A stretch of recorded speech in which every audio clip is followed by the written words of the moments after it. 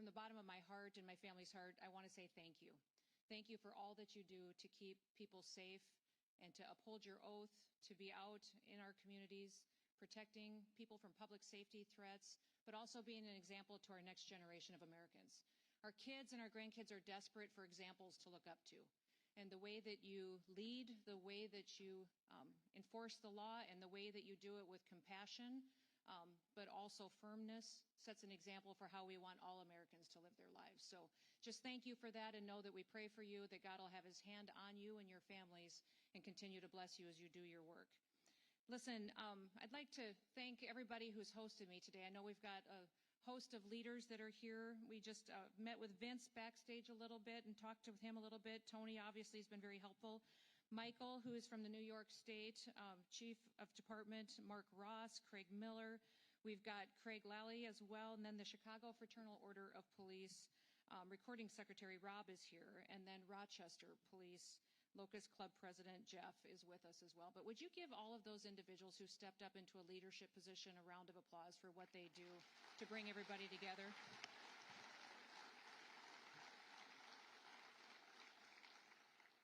Now, in his State of the Union address just last week, President Trump reminded us of what it is every American's duty to do, and that is to serve the American people. That's what the government is to do, those elected officials and those that step up into public service, is to fulfill our duty to protect American citizens, that they should come first under our Constitution and our laws, and they should be prioritized, and especially over other people who are from other countries.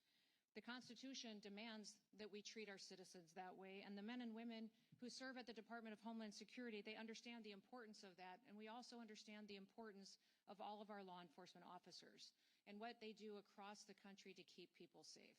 The department was formed after the horrific events on 9/11, and just 2 years later, as Congress put the department together with the support of the president, 23 different agencies who had a nexus and a focus on defending the homeland were put in order to make sure that they were all following the same mission every single day. So it's a very diverse department. It not only has FLETC in it that trains over 130 different federal law enforcement agencies and officers from those agencies. It also includes CBP, ICE, CWMD, which is Countering Weapons of Mass Destruction. So some of you may have gone through some of those trainings to help us detect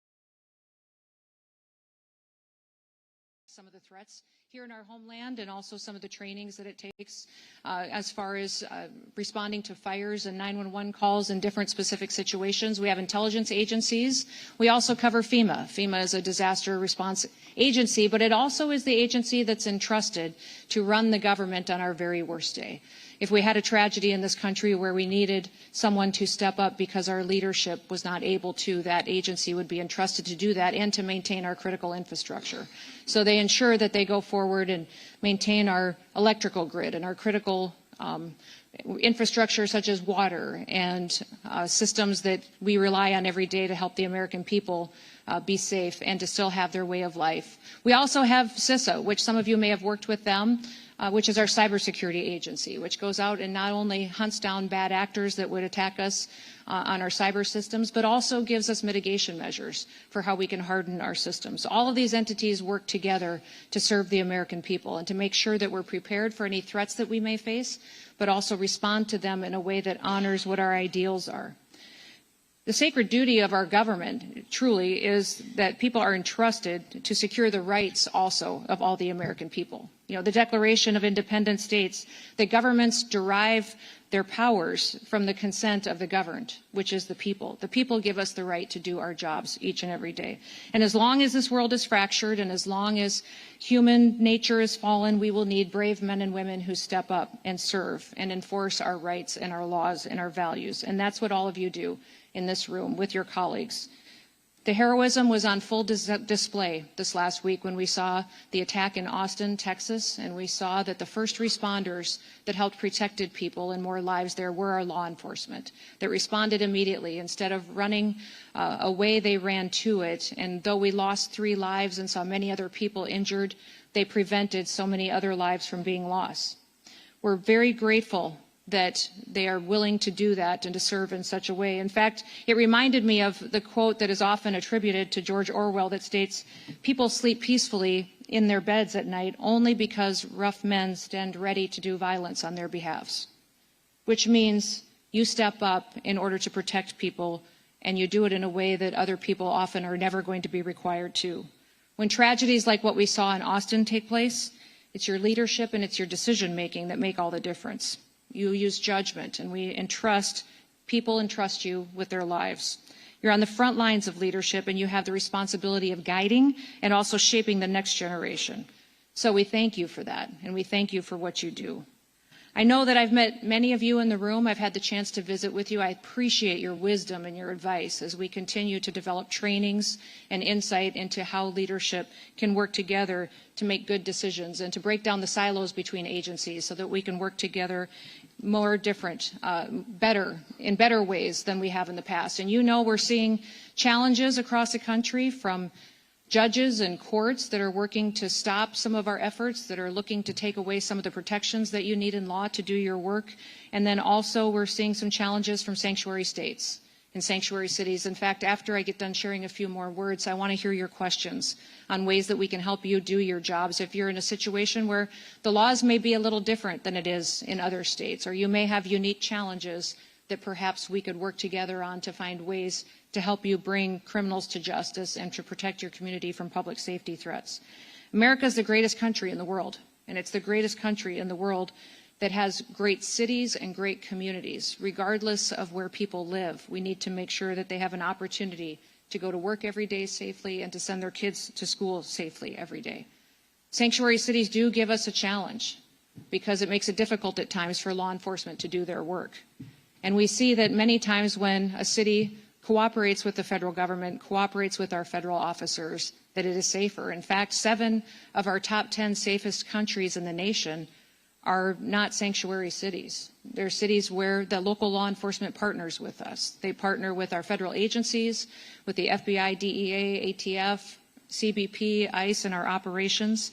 And we've also seen across the country where 5 of our 10 most crime-ridden cities do not cooperate with us, where those that are not cooperative with federal officers will see challenges on their streets. We've seen a lot of different situations from city to city. The one thing I would encourage you that no matter how frustrated you may be with some of that we can find a way to work together to do some good work for our people. In fact, even in Memphis, where we saw different leadership, we had different parties in the governorship and in the mayor, we still were able to arrest and bring to justice over 2,600 criminals, and in a way that significantly dropped their crime rate and significantly helped those communities continue to take those public safety threats off the streets. We got over 150 different illegal sex offenders off of the street. We saw one of those arrests included a criminal illegal alien from Venezuela that was convicted of aggravated criminal assault and abuse of a child. I'm thankful that that individual is no longer on the streets because of the cooperation of those local law enforcement. We have agreements across the country called 287G agreements. I'm sure you're familiar with them, but there is 3 different models that are available. One is a jail model that helps us with some detention. The other is a warrant service officer model that is extremely helpful for us to make sure that we can take jurisdiction or of an individual who's a criminal in a safety of an environment of a courthouse or a jail, and they can be turned over to ICE so that we have the ability to return them back home. And the other model would be in the task force model, which I hope many of you have the opportunity to cooperate with us in, where we can use our different authorities to go out and go after the worst of the worst, those targeted operations that go after violent offenders and criminal offenders, and that we can bring them to justice and get them out of your city and your state. We've seen that program go from before President Trump was in office to only 135 of those agreements across the country signed, to now we have over 1,400 of them in place. And it's been very beneficial to make sure that we've removed over 400,000 criminal offenders out of this country. We've seen 3 million people leave our country that were here illegally, but over 750,000 of them were arrested and detained and removed. We'd much rather prefer that they volunteer to go home and that it can be a volunteer situation, but if not, if people are here illegally and committing crimes, we want to make sure we're able to detain them and get them out of your communities before we create more victims in the United States. I'm grateful for the work that you do because it's made a difference across this country. This last year, we've seen our murder rate in the United States of America drop to the lowest level since it's ever been recorded. And we've recorded our murder rate across the country for 125 years, and this year we broke the record for the lowest murder rate in the country, and that's because of the work of individuals in this room and individuals that we've been able to partner with. Taken 1.7 billion lethal doses of drugs off our streets and stopped them from coming into the United States. That means 1.7 billion people will still be with us because of the work that our agencies and our work has done. Our Coast Guard is an important asset in the Department of Homeland Security, and they've worked with us, and maybe have worked with some of you in the room as well, to help interdict those drugs and stop them from coming into our country. You know, President Trump has been working hard to make sure that he's delivering on what he promised the American people, and that's to make America safe again. In doing so, we have gone out and found over 1,500 known and suspected terrorists that were let into this country over the open border invasion that we saw during the last administration. Those 1,500 individuals who were already on our known and suspected terrorist watch list have been brought to justice and removed. We know there's many more, but we're going to still continue to look for them, to find them, and to do all that we can to make sure that this country is safe. Beyond that, we've also arrested and removed over 7,700 gang members, TDA members, MS-13, Sinaloa cartel. The president is extremely focused on fighting cartels and recognize them as a foreign terrorist organization so that we can have new authorities to go after them. And we'll be working throughout the Western Hemisphere with all the countries to make sure that we're biting the snake off, cutting its head off with fighting the cartels before they ever reach the United States, stopping the drug flow, stopping the guns and ammunition from getting here and hurting our families and the homeland. We'll continue to work together to make sure that we have the opportunity to do that. To everybody in the room that puts on a uniform, that wears a badge, that steps out every single day and does something that so few others do, put your life on the line for your brothers and your sisters and your families, and you do it in your home community, I want to say thank you. And I also want to let you know that I believe that if there's something that you need for your families, that you need to let us know. I've found many times people can't do their job with excellence if there's a crisis at home. I've been working to get raises and better salaries and retirements for all of our law enforcement officers that are at the Department of Homeland Security, because I recognize that if you're having challenges at home financially, providing for your family, working overtime to make ends meet, trying to buy a house and put food on the table, it's very difficult to focus on your job and to do it with excellence. We want to take care of our families.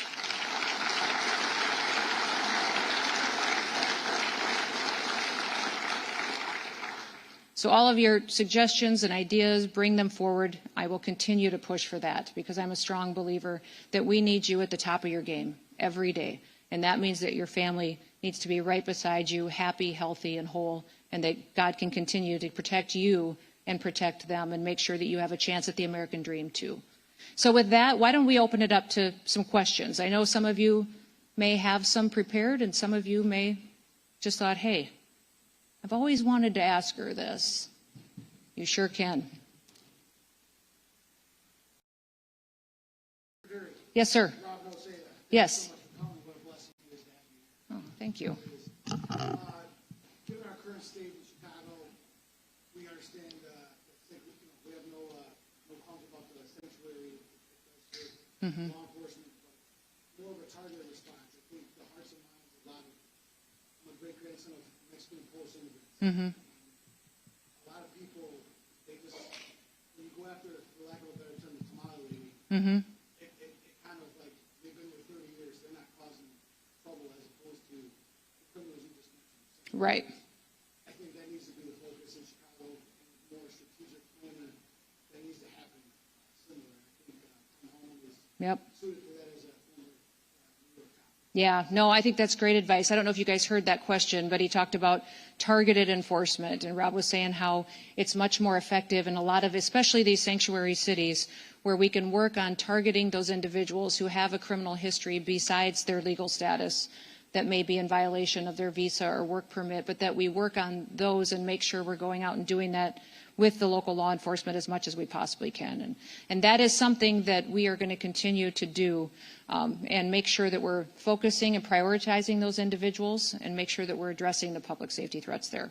Thank you. Yes, sir.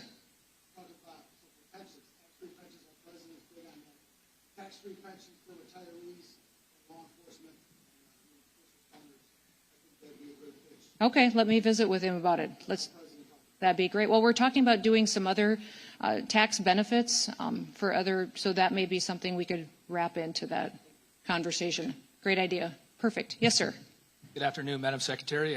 My name is Chris Callaghan. I'm the Vice President of San Francisco Police Officers Association. First of all, I just want to say thank you for recognizing major cities and all of our police unions here across the nation. It means a great deal for you to be here today, so thank you for that. My question, local officers have increasingly been on the front lines of Homeland Security, yet we are still funded and staffed like a city responsibility, not a national one. How will DHS ensure local agencies aren't carrying federal priorities on local budgets and with local staffing? So you maybe have some challenges in San Francisco just because of your state laws and local laws that may, although you've got a mayor that works with us very well. That's great. He probably doesn't want me to talk about it a lot, actually, Please do. But he has been cooperative, and we have great conversations and talk quite often. And many times in doing law enforcement in your city, if the federal task force is coming in, you know, it's more preferable for the FBI to lead and the Department of Homeland Security to come in supportive roles, which is what we've done, and that works very well in your city. Thank you for your focus there, too. I think the city is seeing some dramatic improvements under this leadership. When you talk about funding, we have tied a lot of our funding that we have for enforcement this year and prioritized over $1.5 billion towards 287G agreements.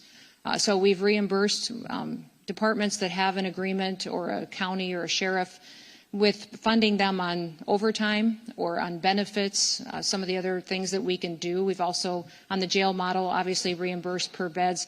If you don't have the opportunity to participate in 287G, I think your best options for funding alternatives would be through some grants that we have at the department. We have specific grants towards terrorism grants that you can do, some security grants. And there's hazard mitigation grants that are in Homeland Security safety grants through FEMA that would be available. So maybe what I'll do is I will forward those grant opportunities to all of you so that you can share them with your departments and have that opportunity. We also have some grants specifically targeted towards special operations. So if you've got some special operations that fit into that category, we could get you some funding that way. Great. Thank you, ma'am. Absolutely. Yes, sir. Yes. Hi, Craig.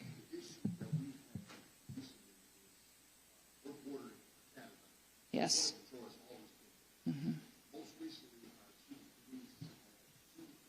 One police officer and one sergeant called Border Patrol for assistance, and then after that happened, he tried to fire them for asking Border Patrol to come assist them. Oh, shoot.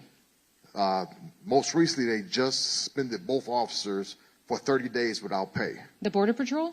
No, Detroit Oh, those police. officers in Detroit. Yeah, Detroit okay. police. So the one incident was the female of the house called because the husband was trying to break into the house. When the officers got there, he had a bad passport and a bad Social Security card. So they called Border Patrol for assistance. Mm-hmm. They ended up taking him to jail because he had a warrant outside the city of Detroit. The second one was, it was a traffic stop. The fingerprint reader wasn't working, so they called for them to bring theirs over there, and the person had a warrant also. So both officers got suspended without pay for 30 days. So did the officers that did the arresting, was that the Detroit officers that did it, or did the Border Patrol? Border Patrol ended up arresting them because one had an out the city warrant, and the other one had other information that okay. That's one of the things that I think a lot of citizens don't necessarily know, is that CBP and ICE are law enforcement officers and do enforce other crimes that have been committed. But if we can be advocates for those law enforcement officers, we certainly will. And maybe we could come up with some kind of an agreement that would allow those officers to still be able to call on Border Patrol for backup and assistance when they need it. I hate to put them in a situation where now the officers in Detroit, when they need help and need assistance, that they can't call on Border Patrol when they might be the closest asset. So Maybe I'll get some contact information from you and see what we can do to work out an agreement with Detroit on being able to call on Border Patrol with some guidance on how those interactions will work. Okay, thank you. You bet. Thank you. Good afternoon, Madam Secretary. My name is Don Famuina, and I represent the State of Hawaii Organization of Police Officers. First of all, I would like to extend our sincerest aloha and mahalo for all that you and your administration are doing. Given Hawaii's status as a major international gateway, how is DHS balancing the current administration's strict zero-tolerance border policies with the unique reality of Hawaii's isolated geography and its dependence on international tourism?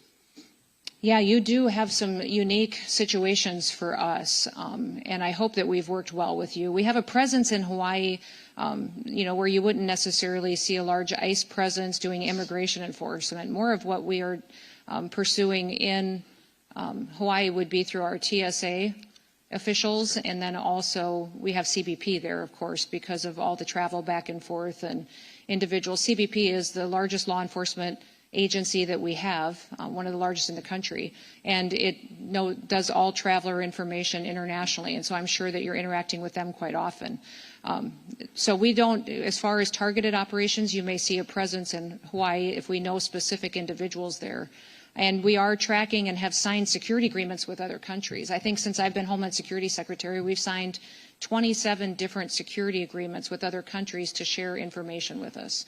If they have a dangerous individual that they think maybe has traveled into the United States, we will share those databases with each other. They share theirs with us so that we know when some of these individuals are coming into the country. And that may be, I'd say, the vast majority of the interactions you'll see in Hawaii. If you've got some suggestions for us or experience, I'd sure love to hear. We'll definitely do that. Mahalo. Mahalo. Yes, sir. Hi, my name is Jeff Wader. I'm the proud president of the Rochester Police Locust Club, located between Buffalo and Syracuse, and just a shameless plug, go Bills. Yeah, that's right, good.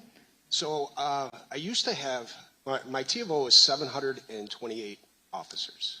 Okay. I'm currently down to 594. And I had two more come in the other day that they're retiring. And we have a very, very difficult time retaining our members, but also hiring. And I know this is a issue throughout the country, especially in larger communities. My question to you is the federal government and or the Trump administration, are they able to provide bonuses for retention and bonuses for hiring incentives to start building back our staff? I don't know if we do for local and state law enforcement agencies. We have been doing that at our federal level with our departments, CBP and ICE. We have done that. We also, I put in the budget request a 10% increase for all of our federal officers. I wasn't granted that, but we're gonna get there hopefully in this next budget round. I will look to see what latitude we have to do that. We'd have to do it in a way of grants with restrictions that it could only be plugged into salaries and bonuses. I think.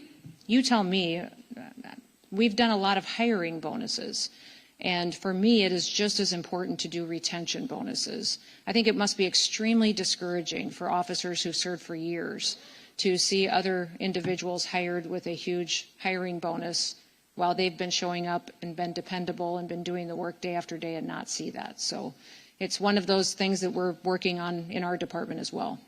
Thank you. And just a side note to that is that we're seeing things now where officers will buy 3 years worth of military time and they do 17 years and they walk out the door at 20. That's so they're right. not even doing their full 20 anymore. They just want to get out. That's so right. Whatever we can do to help retain them and hang on to them. Did you lose most of your people through retirements and early retirements like that? yes. Yeah. Since 2020, we had our riots and our protests.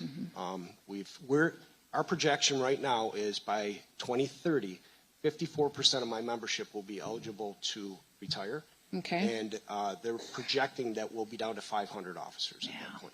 See, and that's our challenge at the federal level too. We've got Secret Service is under my department, and we see that though through other federal agencies that we've got the next 2 or 3 years a high number of retirements coming our way. We've done huge recruitment drives. And we've hired a lot of new officers, but we also need to hang on to them and make sure we're taking care of the ones that are with us. All right, let me look at that. Thank you very much. Thank you. Yes, sir. Hey, Good afternoon, Madam Secretary. Thank you for afternoon. taking the time out of your busy schedule to answer our questions. My name is John Crystal. I'm a captain with the Newark Police Department and the president of the Newark Police Superior Officers Association. The question here is, how does the Department of Homeland Security foresee the current Trump administration reconciling federal policies with state policies in referencing to the sharing of information by local and state agencies when it comes to illegal aliens wanted for crimes? Mm-hmm. Some of our sanctuary states, just like New Jersey and Newark, they've implemented policies, executive orders, introduced legislation barring cooperation with the Department of Homeland Security with sharing of this information. Yeah, I was disappointed to see that come out of New Jersey. It's been hard to see that. We've seen several states and governors stand up and say that they were going to stop cooperation and make it illegal to partner with us. One of the things that we need to do a little bit more is highlight how our 287G agreements can be flexible and can work differently. I'm coming to meet with a lot of the New York State sheriffs here real soon and get some ideas from them on ways that we can have informal agreements if necessary to do that. There's also, I found that a lot of sheriff's departments, smaller departments, don't necessarily have the technology they need as far as retina scanning or databases that feed into the federal systems. And if we can help with some technology funding and get that into these departments, it would help us on the national scale, the federal scale, but also help you guys be able to get people logged into the system, and at least we would know where these bad actors are. Even if there's not much cooperation going on as far as honoring our detainers or cooperating with us, at least if we know where these criminals are, we can still be aware for when they're released on the streets. But it's, for us, our preference is to always figure out a way that we can work together. On enforcement operations, at least to be able to have local law enforcement provide backup or respond should we need officer assistance. Beyond that, it'd be great to have these communities honoring our detainers. But I will continue to go talk to these governors, have conversations with leaders and state legislators to see what I can do to push back on some of this legislation we're seeing. All right, thank you very much. Oh, by the way, another question. Are you religious? Because you're the answer to all my prayers. Oh, there we go. I am, sir. And who knew? Oh, gosh. Good deal. You're going to have to top that one. I don't know. I don't know. That's a tough act to That's follow. Right. Let me He tell you might be my favorite. New York's always hard to follow. That's right, it is. Guys, okay. I'm Sergeant Walcott. I'm the Chief Steward with the Memphis Police Association for Memphis Police Department. Well, look at you. You guys have been rock stars. Woo! Y'all have been rock stars helping us out. So I don't get this up a little higher. Firstly, everyone in this room knows that Memphis has statistically been one of, and in some years, the most dangerous city in the United States. Mm-hmm. The federal support that our department has received since September of 2024 has been nothing short of a miracle. Our crime rates are much lower when compared to the same exact months the preceding year when we had no help. And I don't mean lower like the national average. I mean lower like our murder rate is down 35%. Mm-hmm. Our aggravated assaults are also down 35%. These are current numbers. Our robbery rates are down 58%. Mm-hmm. And our motor vehicle thefts are down 68%. I say all this to say thank you for this help. And it has been invaluable and truly proves that more law enforcement with reasonable but aggressive tactics equals less crime. My question to you would be the following. I'm extremely concerned about cartel activity, which you touched on shortly ago, all throughout the country regarding drugs and human trafficking, but especially in Memphis, as it's considered a hub for the cartels. Is ICE itself putting any extra special emphasis on cartel activity in particular, since their reach appears to be much longer than most people realize, and they reportedly even threaten agents with bounties? And does classifying cartels as terrorists help combat them from that? Is that a tool to help you combat them? It does. When President Trump declared the cartels as foreign terrorist organizations, it opens up the door for a lot more authorities that we can use to go after them. So now, and you've seen him, obviously, partner and take action against leaders even in Mexico. And that is just the start of the operation. that we are undertaking as the Trump administration. Listen, what happened under the last administration by having that open border, it allowed the cartels to get rich, to grow, to become, they had unfettered access, and their ability to make money was compounded over and over and over again. They could do whatever they want with the human trafficking and drug trafficking. So they are extremely, extremely wealthy and strong and sophisticated in the technology we see them using against us, and their ability to operate in cyberspace as well, and then with how they're using drones to bring drugs over the border now, and tunnels that are almost like pipelines where they're not even large enough to shoot people through, but they are enough to get drugs through. So we have all kinds of new challenges, and that's why President Trump is undertaking going after the cartels by addressing it from the Western Hemisphere. He will have a big agreement that I'll be there with him on Saturday with the Department of War and the Department of State on how we're going to go after cartels and drug trafficking in the entire Western Hemisphere. So this challenge, we've realized, is big.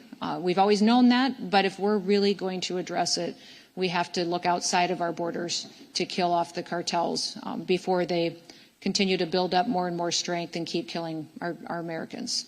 But you guys have done what, I think everybody in the room wants to grow up and be Memphis for what you did. But I would say that for the work that happened, just so everybody knows, what happened in Memphis was their mayor was willing to work with us, who is a Democrat, was willing to partner with the federal government, and the resources and dollars that went in were not just from the Department of Homeland Security.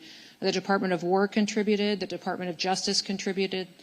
It was incredible to see different agencies in the federal government go and show up and cover the costs of having that operation and make sure that people there could see a difference and they could see hope again. And people almost need to see it and feel it. That's what happened in D.C. when we did the D.C. operation. Is it took a few weeks for people to realize and feel the difference of what it was like to be in a city where you could walk down the street again, where you could go have dinner again. You didn't have to worry about your car being carjacked if you wanted to go out for dinner that night. And once people feel that, it's almost like they get to feel freedom again. And that's what Memphis is providing to them. So we need to figure out a way to tell your story to other cities and show them that it can be an opportunity to restore their way of life again. Absolutely. Yeah. Thank you for so your much. leadership. You Yes, bet. ma'am. Thank you. Anybody else? Yes, sir. You bet.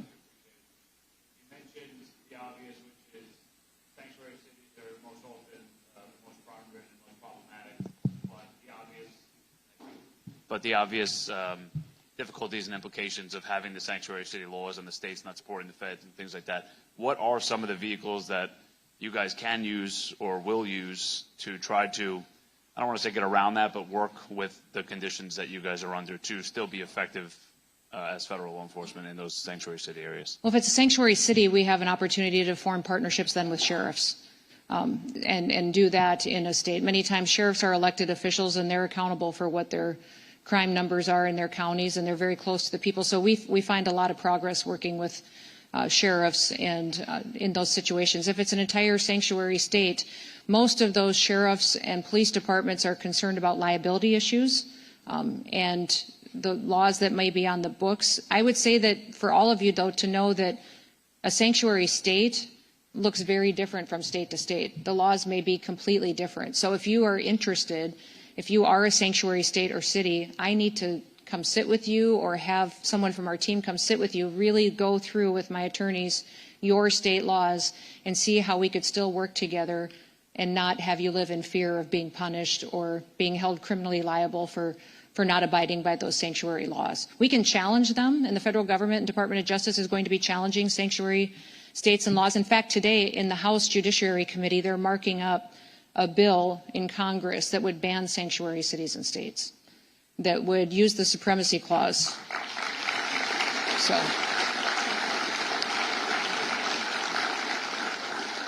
So if we could, it will pass out of committee, and I think, and pass out of the House. We're hopeful the Senate would take that up, but it's a constitutional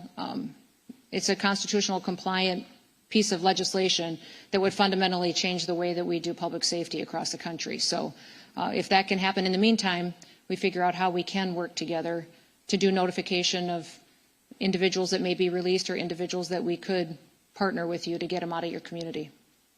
You bet. Yes. Thank you, ma'am. This is going to sound a little bit like a sales pitch, but it's not, I assure Okay. you. I work for a company called Vertex. We already have a very nice contract with Homeland Security, so this doesn't count. Good. I bring a unique perspective. I don't have a question for you. I have a comment. Okay. I live just outside the city of Portland. I work on our federal team, so I work with your agents all over the country. HSI, ICE, Secret Service. I see them being treated like garbage in various places, up to and including with extreme violence.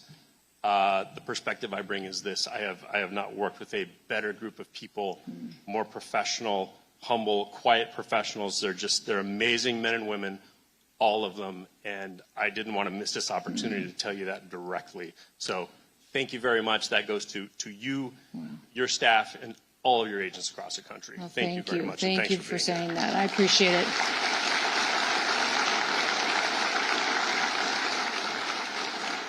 I will let them know that you said that. That means a lot to them. They face some challenging times. They have a lot of good days too, but they're just trying to do the right thing and make sure that we're doing the job and upholding the oath that everybody took when they signed up for law enforcement. So, well, thank you, everybody. Thank you for letting me be with you. You have a fantastic meeting. Thank you for your leadership. Thank you for coming to this conference and spending some time together. I hope you get some fellowship. From what I understand, cops are pretty good at that. So you have fun. I'm sorry I can't stick around for it, but God bless you. And may God continue to bless our great country. Have a great day.